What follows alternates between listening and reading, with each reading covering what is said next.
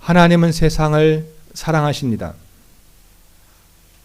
하나님께서 세상을 사랑하신다는 것은 이 세상 속에 하나님은 지금도 은총을 내리시고 있다는 말입니다. 예수를 믿고 하나님의 자녀가 된 우리 곧 신자들에게만 특별한 은혜를 주실 뿐만 아니라 그 하나님은 온 천하 만물 저 세상 그 안에 사는 모든 이들에게도 일반적이고 공통된 하나님의 은총을 내려주신다는 말이죠. 그래서 우리는 신학적인 용어로 일반 은총이라고 말합니다. 믿는 자 신자는 거기에다 뭐까지 가진 거예요? 특별 은총을 덧붙여서 받은 것이고, 저 세상은 기본적으로 하나님의 사랑을 받고 있는 일반 은총 속에 있는 것입니다. 이렇게 일반 은총이 적용되는 세상 속에 살 때 우리는 참 좋은 사람들을 만날 때가 있습니다. 콩 한쪽도 나누어 먹고 힘든 일이 있으면 자기 일처럼 눈물 흘려주는 좋은 사람들을 만나기도 합니다. 아마도 하나님께서 이 땅에 일반 은총으로 베풀어 주시는 선한 것, 아름다운 것, 그리고 가치 있는 것들이 무엇인지를 딱 경험을 한 것이겠죠. 맞아, 이게 옳은 거야. 사람이라면, 인생이라면 이렇게 살아야 돼 라고 마음에 그것을 선택하고 산 사람들일 겁니다. 그런 은총을 경험을 한 것이겠죠. 그렇게 참 착한 사람들, 참 좋은 사람들을 만날 때가 있습니다. 세상이라고 해서 무조건 나쁜 놈, 악한 놈, 또 악마 같은 놈만 있는 것은 아니라는 말입니다. 세상 속에도 그렇게 참 좋은 사람들이 있습니다. 그런데 여기까지입니다. 사람의 관계가 그렇게 좋게만 지속되어지지 않는다는 것이 우리의 경험입니다. 우리가 알고 있는 것이 그거 아닙니까? 사람이 끝까지 좋기가 그렇게 쉽지가 않습니다. 서로 간의 관계가 그렇게 좋게 유지되어지는 것이 그렇게 쉽지가 않습니다. 서로 헌신적인 관계가 시간이 지나가 보면 나중에 원수가 되는 경우도 있습니다. 서로 의가 상해서 다시는 얼굴을 안 보는 그런 경우가 종종 있기도 하죠. 아마도 그런 깨진 관계를 본문에서는 전과 같지 아니하다라는 표현으로 우리에게 말씀하고 있다 여겨집니다. 여러분, 혹시 여러분에게도 전과 같지 않은 관계가 남아있는 이들이 있습니까? 한때는 참 좋았는데 말입니다. 형제였는데 말입니다. 여러분은 그런 관계를 어떻게 지금 관리하고 있나요? 한때 좋았고, 그러나 지금은 전과 같지 않은 관계가 되어졌는데 어떻게 관리하고 있나요? 본성이 이끄는 대로 사는 건 쉽습니다. 간단하죠? 치밀어 오르는 분노대로 하고 싶은 대로 하면 됩니다. 칼로 싹도 자르듯 그렇게 정리하면 되지요. 그런데 하나님의 사람으로 이 새 생명을 받은 사람으로는 어떻게 해야 하는가? 이게 우리의 고민 아니겠습니까? 본능의 사람으로만 산다면요, 고민할 게 없습니다. 내가 원하는 거 하면 됩니다. 그런데 내 안에 본능 말고 본성 말고 하나님이 내 안에 주신 새 생명이 있는데 그 생명이 나를 어떻게 이끌고 갈까를 우리 다 고민하게 되어 있습니다. 아마도 우리 모두 성령 안에서 성령이 우리를 막 기도하게 하신다면 그런 기도에 들어가면 다 결과적으로 비슷한 답이 나올 겁니다. 그런데 오늘 그것을 말씀을 통해서 우리가 한번 다 같이 확인해 보려고 하죠. 네. 자, 오늘 본문을 한번 보십니다. 오늘 본문엔 결국 누구와의 관계 문제가 지금 다루어지고 있습니까? 바로 조카 야곱 그리고 외삼촌 라반의 관계입니다. 여러분, 이 두 사람은 서로에게 어떠한 의미였고 서로는 어떤 존재였을까요? 처음부터 그렇게 싸움 그리고 갈등 그런 파경이었을까요? 여러분, 먼저 야곱이 왜 라반의 집으로 갔는지를 한번 생각을 해 보십시오. 왜 라반의 집으로 갔습니까? 그렇죠. 유일한 도피처였습니다. 도망가지 않았으면 이 야곱은 형 에서에게 죽임을 당했습니다. 형을 2번이나 속였거든요. 모든 걸 다 빼앗았거든요. 형 에서가 죽이겠다고 아예 맹세를 했습니다. 형 에서를 피해서 죽지 않으려고 살려고 간 곳이 바로 이 외삼촌 집이었습니다. 그곳이 아니면 야곱은 생명을 담보할 수가 없었던 거죠. 처음 두 사람이 만났을 때의 상황을 묘사한 오늘 성경 본문을 보면은 이렇게 되어 있습니다. 영접했다, 안았다, 입을 맞추었다, 자기 집으로 인도하여 드렸다. 그런 표정이 가득 넘쳐 있습니다. 거기에 뭐 이해관계가 있고 욕심이 있고 시기가 있고 뭐 분노가 있나요? 그렇지 않죠. 아주 우호적이고 아주 애틋하고 아주 애정이 가득한 모습으로 그렇게 둘의 관계가 묘사가 되고 있습니다. 여러분, 자연스럽게 외삼촌 집에 거하다 보니 야곱이 가만히 있지 않죠. 일을 하게 됩니다. 기본적으로 야곱은요, 게으르거나 또는 몸을 사리는 그런 스타일이 아닌 것 같습니다. 성경 전체에서 그 뉘앙스로 볼 때 야곱은 아주 일을 잘하는 그런 청년이었던 것 같아요. 책임감도 강하고 또 성실했었습니다. 여기에 무슨 계산이 있고 갈등이 있겠습니까? 그냥 외삼촌이 좋은 거예요. 같이 살다 보니 외삼촌의 일을 좀 도와주어야 되는 겁니다. 아, 내가 해야겠다. 저거 내가 좀 손을 보면 나아질 텐데 라고 하면서 열심히 책임감 있게 일을 한 거죠. 외삼촌 라반도 마찬가지였습니다. 조카 야곱이 나 조카입니다, 나 손님입니다 이렇게 가만히 있지 않는 거예요. 오히려 주인의 마음으로 일을 하는 것이 딱 눈에 띄는 겁니다. 열심히 일을 하는 거거든요. 아마도 라반의 아들들보다 이 조카, 그렇지만 손님으로 있지 아니하고 와서 누구보다 열심히 일하는 이 조카 야곱이 눈에 띄었던 겁니다. 더 열심히 일하는 모습에 감동을 받지 않았을까, 그런 생각이 듭니다. 피부치 조카일 뿐만 아니라 일하는 모습에서 야곱의 가치가 막 드러나고 있는 겁니다. 요즘 말로 이야기하면 라반이 조카 야곱을 스카웃을 하는 겁니다. 얘 일 잘하네? 얘 능력자네? 얘 데려다 쓰면 부자 되고 작은 기업도 크게 만들 수 있는 그런 사람이네? 라고 생각을 하게 되어지는 겁니다. 여러분, 우리가 일반 오늘날의 기업도 마찬가지 아닙니까? 사장님도 중요하지만 그런데 직원 중에서 주체의식을 가지고 정말 애쓴 그런 직원이 있어야 기업이 크죠. 그죠? 이 자금 다 날리든지 아무 상관이 없다, 나는 봉급만 월급만 받으면 상관이 없다라고 하는 사람과 이게 내 돈이냐 그렇게 애쓰고 힘을 다하여서 이익을 남기려 하는 사람과는 차이가 있는 거 아니겠습니까? 할 수만 있으면 이런 사람들은 다른 사람들에 비해서 연봉을 10배라도 주고 그걸 스카우트 하는 겁니다. 하필이면 라반에게 볼 때 이 야곱이 그런 사람이에요. 피난처로 자기 집에 들어온 손님이었으나 일하는 걸 보니까 정말 성실하고 정말 책임 있고 정말 능력이 있는 그러한 일꾼이었던 겁니다. 그래서 먼저 임금을 제시합니다. 요즘 말로 백지수필을 제시하는 겁니다. 너 얼마 가질래? 얼마 받을래? 라고 하면서 너가 내 연봉을 정해라 라고까지 얘기를 하는 겁니다. 요즘 기업들은 헤드헌터라는 게 있습니다. 헤드헌터. 헤드가 머리고 헌터가 사냥꾼이거든요. 그러니까 기업 사냥꾼인데 특별히 기업의 경영자들을 스카우트하는 거예요. 야, 저 사람 탁월하다. 작은 기업을 저렇게 잘 경영을 하고 성과를 내는 거 보니 저 사람을 스카우트해서 여기다 심는 겁니다. 더 큰 회사에다가. 그래서 회사가 어떠한 사람을 뽑느냐 굉장히 중요한 것이죠. 자, 이 정도가 되어지면 이 두 사람의 관계는 몇 겹으로 묶여 있는 거예요? 두 겹으로 묶여 있는 겁니다. 첫 번째는 친인척이에요. 조카와 외삼촌의 관계로 묶여 있습니다. 근데 이 한 겹은 끊어지기가 쉽습니다. 웬만해서는 좀 구할 수 없는 이 탁월한 사원이고 그리고 그 능력을 알아보고는 백지수표를 딱 내주는 그 과감성, 이것이 두 사람에게 또 다른 하나의 끈이 되어진 것이죠. 또 하나의 관계가 되어진 것입니다. 즉 야곱만 잘한 것이 아니라 라반도 그 야곱의 일하는 모습을 보고 그를 신뢰한 겁니다. 그러니 여러분, 일하는 사람이 어디서 활기를 핍니까? 힘을 낼 수 있어요?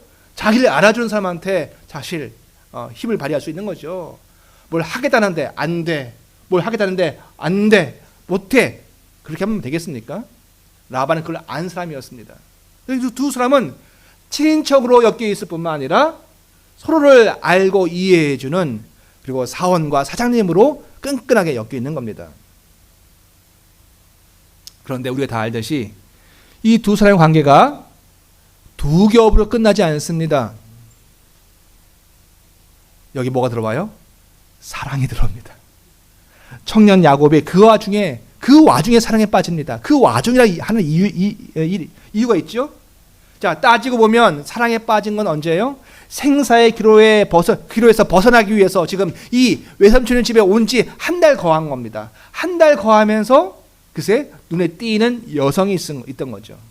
그 한 달 사이에 이 청춘의 열정이라는 것이 참 대단한 겁니다. 그 사이에 사랑을 한 겁니다. 사랑에 빠집니다. 바로 라반의 딸 라헬과 사랑에 빠진 겁니다. 물론 요즘 현대 국가 속에서는 이렇게 결혼을 잘 안 하지요. 그러나 고대에서는 이것은 비일비재했던 그런 관계였습니다. 외삼촌이자 사장님인 라반의 둘째 딸 라헬을 지금 사랑하게 되어진 겁니다. 이야기를 건넵니다. 임금을 무엇로 줄까? 당신의 딸 라헬을 나의 아내로 주십시오. 7년 노동 후에 그 라헬과 결혼할 수 있다라고 하는 허락을 받습니다. 자, 야곱은 정말 큰 걸 얻었죠. 근데 그것이 야곱만 얻은 것이라 생각하시면 안 됩니다. 라반도 만만치 않은 거예요. 그러니까 이렇게 이야기합니다. 라헬을 내게 주는 것이 타인에게 주는 것보다 낫다라고 그 얘기합니다. 이런 거죠. 너만한 신뢰감이 없다. 내가 이 주변에 다 봐도 너만한 신뢰감이 없으니 내 딸을 고생 안 시키고 참 행복하게 할 이가 너밖에 없다. 너같이 타고난 아이에게 내 딸을 주겠다. 좋다라고 한 겁니다. 딸의 남편감으로 훌륭하다 여긴 겁니다. 이런 사윗감을 어디에서 구하나? 아이고, 복이 덩굴채 들어왔다 여긴 거죠. 자, 그럼 이 정도가 되면 두 겹이 아니고요. 몇 겹이에요? 3겹이에요. 삼겹살이 아니고 3겹입니다. 첫 번째는 조카, 외삼촌의 인척으로, 두 번째는 사원, 직원과 사장님으로, 세 번째는 사위와 장인으로 3겹으로 묶여 있는 겁니다. 끈이 떨어지면 관계가 망가지는 것인데, 여러분 3겹으로 묶여 있으니 끊어지기가 쉽지가 않죠. 옛날 보면 정치를 하고 또 국가를 운영하다 보면은 여러 호족들과 그네들의 딸과 결혼을 합니다. 왕건도 그랬고 또 이성계도 그랬습니다. 왜요? 끈을 여러 개 만들어 놓으려고요. 그냥 나는 임금이고 나는 왕이고 당신은 신하야, 끈 하나 가지고 안 되는 거예요. 못 믿는 거예요. 당신과 나를 인척관계로 맺는 겁니다. 그렇게 해서 그렇게 끈을 여러 개를 두고 관계를 유지하려고 하는 것이죠. 우리가 삶 속에서도 그렇죠. 저 사람과 나와 여러 가지의 줄을 잇대어서 여러 줄로 그렇게 묶으려고 합니다. 근데 분명한 것은 뭡니까? 첫 번째 것은 태어나 보니 묶여있는 끈이었어요. 친인척이란 끈은. 그렇죠. 야곱의 선택을 한 겁니까? 야곱이 엄마를 선택했어요? 아니잖아요. 태어나다 보니 엄마 리브가의 아들이었고 그 리브가는 바로 라반의 동생이었던 겁니다. 태어나 보니 존재해 있던 끈이었어요. 인연이었습니다. 관계였습니다. 그런데요, 두 번째하고 세 번째는요, 만든 거예요. 그죠? 야곱과 라반이 만든 겁니다. 서로 선택을 한 겁니다. 억지로 한 것이 아니라 그것이 좋겠다 여기고 그것이 합당하다 여기고 그것이 최선의 여기서 만든 두 번째, 세 번째 끈입니다.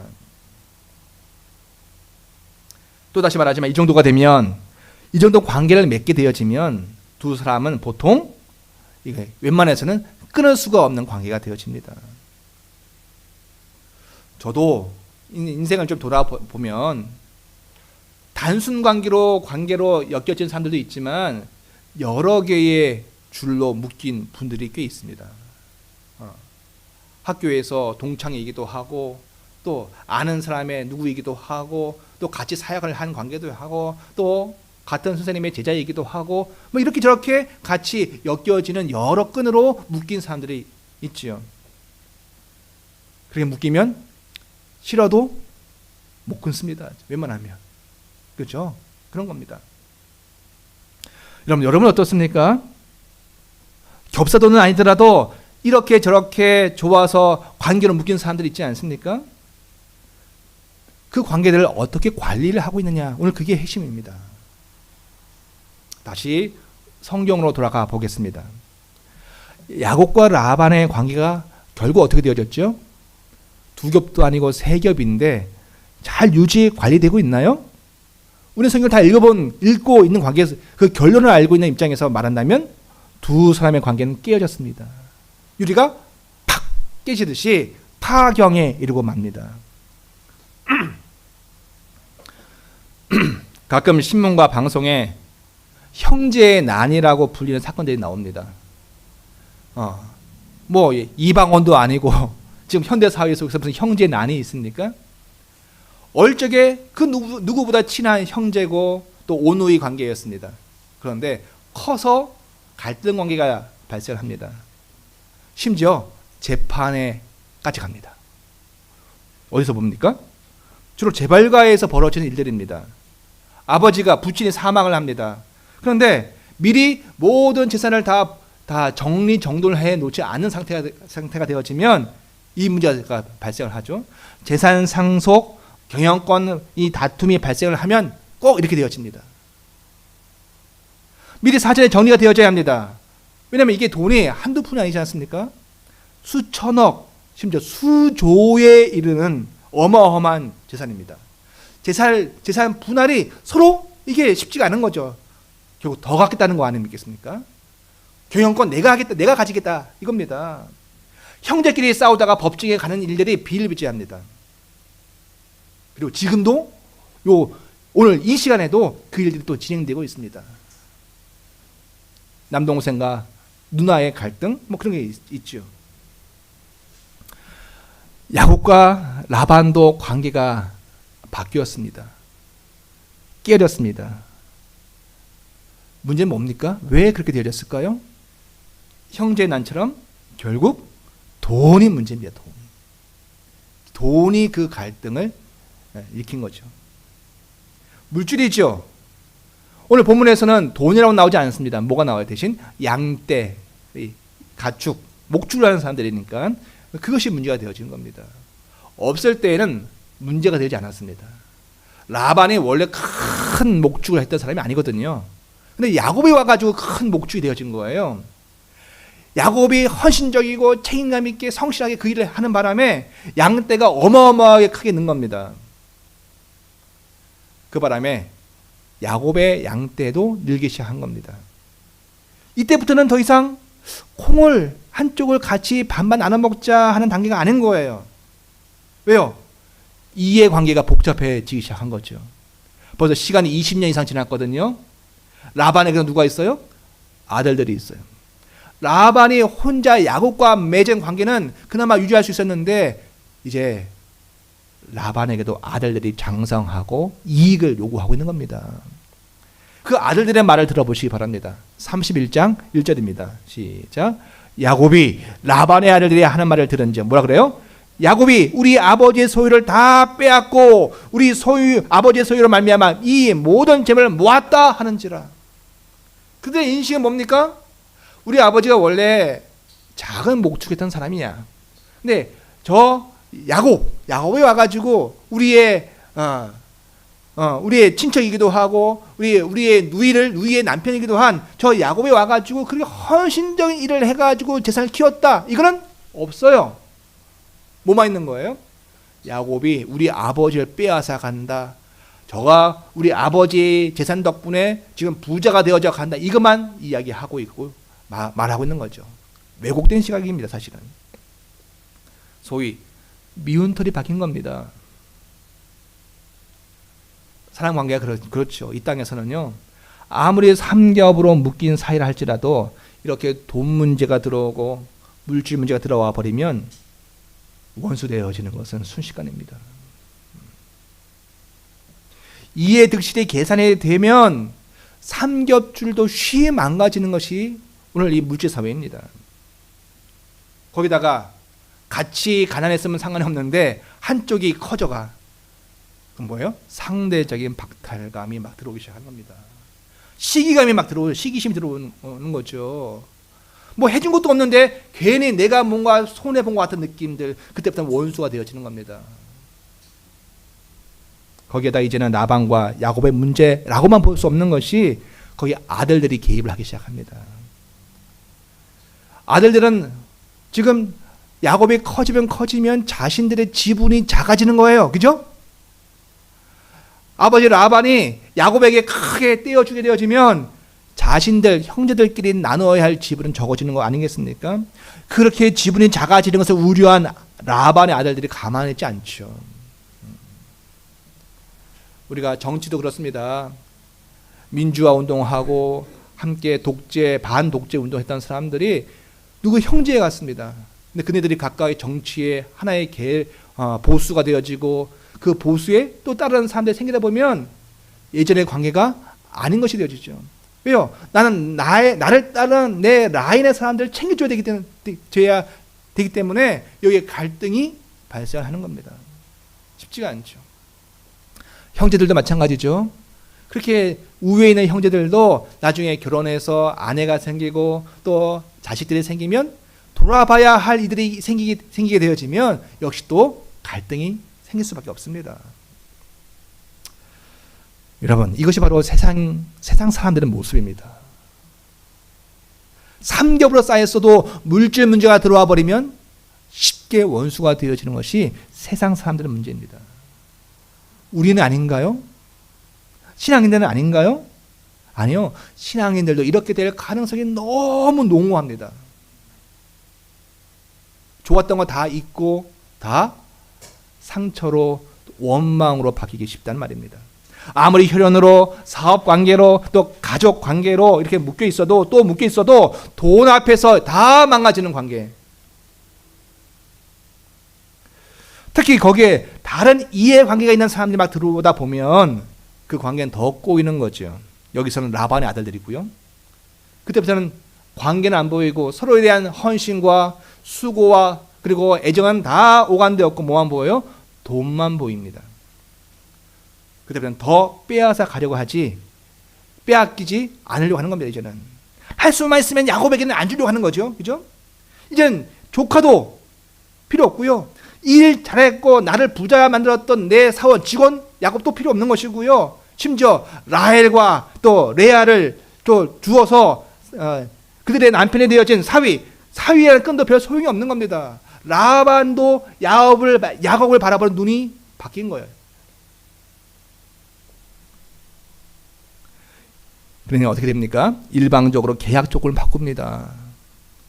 이제 경계하고 거리 두고 그리고 이제 슬슬 자르려고 하는 것이죠. 속임수를 써서 품사가 10번이나 바꾸었다고 합니다. 무슨 말입니까? 야곱에게 이제 양으로 품삯을 줘야 되는 거거든요. 돈이 아니고 양으로 품삯을 줘야 하는데 할 수만 있으면 덜 주려고 하는 거예요. 어떻게 했습니까? 딱 이제 새끼들이 태어난 걸 봤습니다. 근데 확률을 보는 거예요. 확률을 보니까 야 요즘에는 점박으로 태어난 게 좀 적네. 그러면은 딱 바꾸는 거예요. 자 오늘부터 이제 점박으로 태어난 것이 야곱 거다. 그러면 수입이 줄어들어야 되잖아요. 그죠? 그런데 지나가다 보니까 그게 아니야. 오히려 점박이가 더 많이 태어나. 그런데 얼룩이로 태어나는 게 좀 적어졌어. 그러면 또 말을 바꾸는 거죠. 야 아니다. 오늘부터는 점이 아니고 점박이 아니고 오늘부터는 얼룩물 있는 것이 야곱 거야. 이제 야곱 넌 이것만 가져. 이렇게 얘기가 되어지는 겁니다. 라반과 라반의 식구들은 어떻게 해요? 계산하고 따지고 할 수만 있으면 적게 줄 방법을 또 찾고 하는 겁니다. 이게 이익으로 말미암아 이익을 얻으려는 그 노력으로 말미암아 이제 정도 떨어지고 끈도 떨어지는 관계가 점점 되어지는 것이죠. 이게 우리가 사는 이 땅의 기본적인 패턴입니다. 이미 지난번 같은 이전 같지 않은 모습 바뀌었습니다. 라반이 바뀌었고 그의 아들들이 바뀌었습니다. 자 그러면 야곱은 이제 어떻게 행동해야 될까요? 어떻게 처신하면 됩니까? 어차피 이제 나도 내 살 길을 찾아야 하는 겁니까? 또 이 야곱의 행동의 기준은 무엇입니까? 그가 어떤 행동을 할 때 사람들은 어떤 행동을 할 때 그 기준과 원칙이 있지 않겠어요? 어떤 기준을 가지고 그는 살아야 할까요? 야곱이 아내들을 불러 이렇게 말합니다. 6절입니다. 시작. 그대들도 알거니와 내가 힘을 다하여 그대들의 아버지를 섬겼거늘. 이 섬겼거늘 이란 말을 영어 번역에서는요, 시제가 중요한데 현재 완료예요. 현재 완료는 어저께까지 아니라 오늘 지금까지 계속 힘을 다하여 내가 섬겼다라는 겁니다. 라반은요, 너 점박이 가져라, 아니네 얼룩이 가져라, 아니네 아롱징어 가져라라고 할 수만 있으면 더 적은 것을 주려고 그렇게 애쓰고 계산하고 있는데, 야곱은 힘을 다하여 오늘 이 순간 지금까지 계속 그 수고를 감당하고 서빙을 하고 있다는 겁니다. 우리말에도 내가 힘을 다하여 되어 있지만 영어 성경은 더 강조가 되어 있어요. 나의 모든 힘을 다하여 섬겼다고 이야기합니다. 한쪽은 바뀌었습니다. 상대가 나를 이미 미워해요, 싫어해요, 원치 않아요. 집 나가다 안 들어왔으면 좋겠다 이렇게 생각하는 거예요. 그런데 여전히 야곱은 나의 모든 힘을 다하여 그를 지금까지 섬기고 있다고 이야기합니다. 삼중 관계인 외삼촌이면서 또 직장 사장님이면서 또 장인인 라반을 여전히 섬기고 있는 거예요. 여러분. 이게 가능합니까? 여전히 변하지 않는 상태로 그 마음으로 처음 마음 가지고 그렇게 수고를 하고 있는 거예요. 라반은 변했습니다. 또 그의 아들들은 더 변했습니다. 또 실질적인 손해를 입히려고 애쓰고 있습니다. 우리말에 해를 끼치게 했단 말인데 그 해는 손해를 주려, 손해, 이익을 안 주려고 한다는 말입니다. 이게 그러나 야곱은 변하지 않고 있어요. 자신의 모든 힘을 다하여 오늘도 그 수고를 하고 있고 또 하고 할 예정입니다. 우리가 생각을 해봐야 돼요. 야, 멋있다 정도가 아니라, 그런데 무슨 힘으로 그렇게 하는 거죠? 예정을 생각해서 그렇게 하고 있는 것인가요? 아니면 다른 사람들이 보기에 야곱은 착해야 돼, 착한 사람이야 라고 하는 이미지 관리하기 위해서 그렇게 하고 있는 것인가요? 보통 우리가 어떤 행동을 할 때 이렇게 행동하기 쉽습니다. 정이 끌려가지고 맞아, 그래도 나는 안 변해야지, 난 착한 사람이니까, 나는 내가 아니면 누가 하겠어 라고 하는 착한 사람으로 살려고 이렇게 하는 수가 있습니다. 누가 보고 있으니까 나는 여전히 착해야 돼 라고 하는 것이죠. 아닙니다. 야곱은 그런 기준을 가지고 이렇게 하고 있는 게 아니에요. 왜냐하면 그렇게 해가지고서는 힘이 떨어져요. 더 이상 못 갑니다. 더 이상 그 일을 못하고 번아웃 돼가지고 그냥 파산이 될 수도 있는 거예요. 여러분, 세상을 보십시오. 개그맨도 그렇고 연예인도 그렇고 많은 착하고 참 멋있는 사람 많습니다. 그런데 그게 자기 속에 자기 힘으로 한 것이면 끝이 있어요. 소위 믿음으로 한 것이 아니라 내가 착한 사람이고 내 생각이 좋은 것으로 아무리 신앙을 가졌어도 자기 것으로 산 것에는 분명히 끝이 있고 한계가 있습니다. 여러분, 그렇게 접근을 하면요, 신앙인도 다 변하고 맙니다. 돌변하게 되어지죠. 이익을 쫓아 행동하고 심지어 사악한 행동을 할 수도 있게 되어집니다. 세상 사람들은 물론이고 믿는 자들도 그렇게 할 수가 있어요. 그게 이 땅의 모든 사람들의 모습이죠. 그리고 어쩌면 저와 여러분의 모습이 실제의 모습이기도 합니다. 다시 들어갑니다. 우리가 알듯이 야곱은 원래 약삭 빠른 사람이었습니다. 이익에 빠른 사람이었죠. 뭘 보면 압니까? 무엇이 이익인지 알기에 형 에서를 2번이나 속였죠. 아버지 이삭도 속였습니다. 그런데 20년 시간이 지나오면서 지금 이 현재의 야곱은 참 많이 바뀌어 있는 거예요. 그 전에 야곱 같지 않습니다. 근데 그 변화의 원인이 어디 있습니까? 원래 태어난 인격이에요? 그 인격입니까? 아니요. 그의 별명 자체가 발 뒤꿈치를 잡은 자, 우리말 따지면 뒤통수 치는 인간이었거든요. 그게 아닙니다. 그게 원래 그의 본성이 아니었습니다. 힌트가 여기 있습니다. 자, 5절 끝부분입니다. 내 아버지의 하나님은 나와 함께 계셨느니라. 또 7절 중간에도 이렇게 나와 있습니다. 고백합니다. 그러나 하나님이 그를 막아서 나를 해치지 못하게 하셨다라고 말합니다. 또 9절에서는요, 하나님이 이같이 그들의 아버지의 가축을 빼앗아 내게 주셨다라고 말합니다. 끊임없이 이 야곱이 하는 이야기가 뭡니까? 내용은 둘째치고 하나님을 이야기하고 있는 거예요. 야곱은요, 못되게 구는 라반과 라반의 아들들을 그들만 보고 있는 게 아니에요. 신앙은요, 뭘 보고 있는 겁니까? 자신의 삶 한복판에 계시는, 함께 계시는 하나님을 기억하고 보고 있는 것이 신앙입니다. 야곱은요, 아이고 서운한 라반, 그리고 몰주에 구는 저 라반의 아들들만 보고 있는 것이 아니라 그 가운데 함께 계시는 하나님을 보고 있어요. 기억하고 있는 겁니다.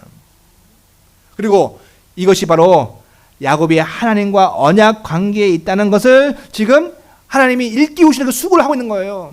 하나님 계속 야곱에게 너는 나와 언약 관계를 맺은 관계다. 너는 나와 언약 관계를 맺은 관계다. 라고 계속 일깨워주고 있는 것이죠. 그게 13절입니다. 시작. 나는 베델의 하나님이다. 베델은 어디예요? 바로 집을 떠나 어디로 가야 할지 막막했던 그에게 나타나셔서 하나님이 함께 하신다고 보여주는 그 사건, 하나님의 집이죠. 베델의 하나님이라. 시작. 야곱이 내가 거기서 기둥에 기름을 붓고 거기서 뭐예요? 내게 서원이 뭐야? 맹세했다는 거야. 맹세. 지금 일어나 이곳을 떠나서 내 출생지로 돌아가라 하셨느니라. 여러분, 여기서 우리는 신앙이 무엇이며 또 믿음이 무엇인지 조금 엿보게 되어집니다. 결국 신앙과 믿음은 무엇입니까? 그냥 내가 원하는 대로 살아가는 게, 그러면서 하나님께 주세요, 이게 신앙이에요? 아니요. 분명한 것은요, 신앙과 믿음은요, 자기가 만난 신께 맹세하는 거예요. 서원하는 겁니다.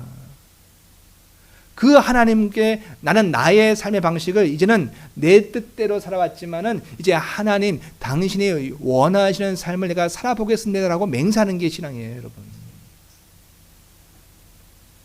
그러니 우리가 신앙생활을 해오면서 내가 지금 느끼고 있고 생각하고 있는 것이 하나님의 뜻이겠거니 라고 여기는 것은 굉장히 큰 오류예요.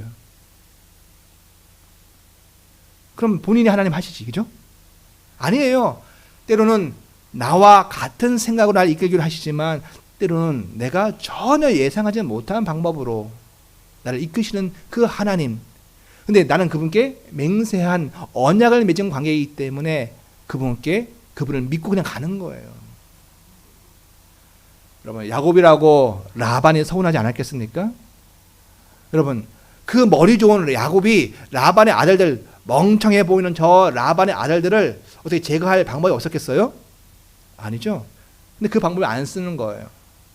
대신 뭐요? 바라보고 계시는 하나님을 기억하는 겁니다. 내가 원하는 방법이 있어요. 그러나 그걸 안 쓰는 거예요.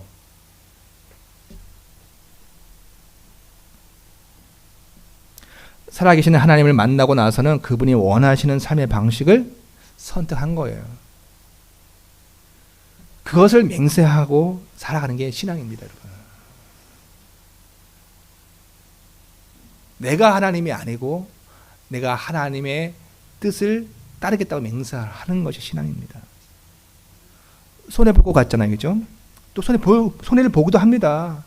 그런데도 살아계시는 하나님께 맹세하고 그것을 이행하려고 힘을 다해 살아보는 것이 신앙이에요. 여러분, 그때 모든 게 다 호락호락 다 내게 다 접수가 되어지고 이해가 되어집니까?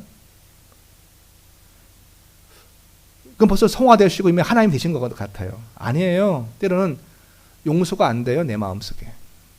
납득도 안 돼요. 그런데 내 안에 그것이 너무 힘들어. 하나님은 내게 당신의 뜻이 이런 것이라 보여주셨는데 용서라고 하시고 또 사랑하라고 하시지만은 나는 용납이 안 돼요. 그때 뭐 하는 거예요? 기도하는 거예요, 사실은. 하나님, 내가 못하겠어요. 우리는 거기서 자기의 한계를 발견하죠. 맹세했다고 다 살 수가 없어요. 맹세했지만 인간이 가지고 있는 이 품의 크기 때문에, 그릇의 크기가 너무 정해져 있기 때문에 나는 그걸 못 넘어가요, 사실은. 통을 담을 수가 없고, 사랑할 수가 없고, 용납할 수가 없고, 마음의 분노와 시기와 그리고 마음에 악한 마음까지 들어오는 것이죠. 그때 자기의 이 사악한 자기의 모습을 또 발견하는 것이 신앙이에요. 그럼 어떻게 합니까? 맹세는 했고 그 길을 가야 하는데 나는 못해, 하기도 싫어. 어때요?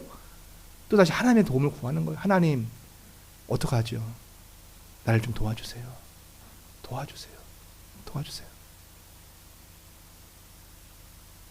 자신의 약함을 내놓으며 하나님께 불쌍히 여겨달라고, 내가 이런 존재입니다, 맹세했지만 나는 할 수가 없어요 라고 하는 것이 신앙입니다. 그때 우리의 경험상 또 성령이 이야기하는 수많은 증거상 뭐가 임해요? 하나님의 도우시는 손길이 임하는 거예요. 성령의 도우심을 경험하는 거예요. 그게 신앙이면 믿음입니다. 그래서 참 신앙은 내가 한 거예요? 아니요. 나는 이미 끝났어. 내가 내 의지와 내 원함은 이미 끝이 났어요. 근데 그 다음 하나님이 나를 이끌어 가시는 거예요. 그렇기 때문에 신앙인들이 내가 한 게 아니에요, 하나님께 영광을 돌려야 하는 것이, 그게 사실이라면 거짓 증언이 아니에요. 그게 참인 것이에요. 내가 한 게 아니에요. 나는 못해요. 근데 하나님이 나를 이끌어 가셔요. 결코 편한 대로 사는 것이 신앙이 아닙니다. 그건 믿음이 아닌 것이죠. 가야 할 길을 내가 하나님께 맹세하고 언약하고 서약한 그 맹세한 그 길을 가는 것을 포기하지 않고 하나님 앞에 또다시 또 나아가는 겁니다. 그냥. 오늘 이 야곱의 이야기에서 하나님은 결코 그렇게 신앙으로 또 하나님을 향한 맹세로 사는 인생을 결코 버리지 않는다는 것을 우리에게 또한 보여줍니다. 이게 오늘 우리에게 또 하나의 매력이 되겠죠. 자, 여러분, 동물의 세계를 보십니까? 여러분, 동물의 세계 TV에서 보시면 여러분, 누가 암컷들을 차지합니까? 사람이야 보통 현대 국가에서 남자 한 명, 여자 한 명이 만나서 결혼을 합니다. 그렇죠? 근데 동물의 세계는 그렇습니까? 동물의 세계는 암컷을 누가 차지합니까? 가장 힘센 순놈, 가장 우성이고 가장 잘난 놈 한 놈이 모든 암컷을 다 차지합니다. 자, 그런 관점에서 보시면 라반이 점 있는 놈을 주겠다, 얼룩진 것을 주겠다 라는 말은 이미 그 양무리의 우두머리는 누구라는 거예요? 점 있는 거 아닌 거예요. 그죠? 네. 또 얼룩진 것도 아닌 거예요. 그냥 하얗고 힘세고 가장 탁월하고 잘난 순놈이 하나 있는 거예요. 다른 놈들은 감히 접붙이를 못하는 거예요. 그냥 어쩌다가 한 마리 낳을 뿐이지, 대부분의 양들을, 암양은 이 수컷 한 놈, 아주 힘세고 우성이고 우두머리 이놈을 통해서 그냥 새끼를 낳는 거예요. 흰놈이니까 대부분 흰놈이 낳겠죠. 그죠? 이게 일반 자연의 원칙입니다. 그런데 본문에서 말하지만 하나님은 신앙과 믿음으로 살려고 하는 이 야곱의 손을 막으십니다. 여러분 7절 한번 다시 읽겠습니다. 7절 시작.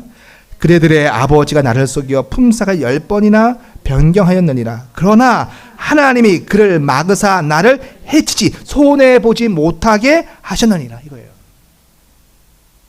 어떤 방법을? 하나님이 참 별걸 다 신경 쓰십니다. 여러분, 어떻게까지 하십니까?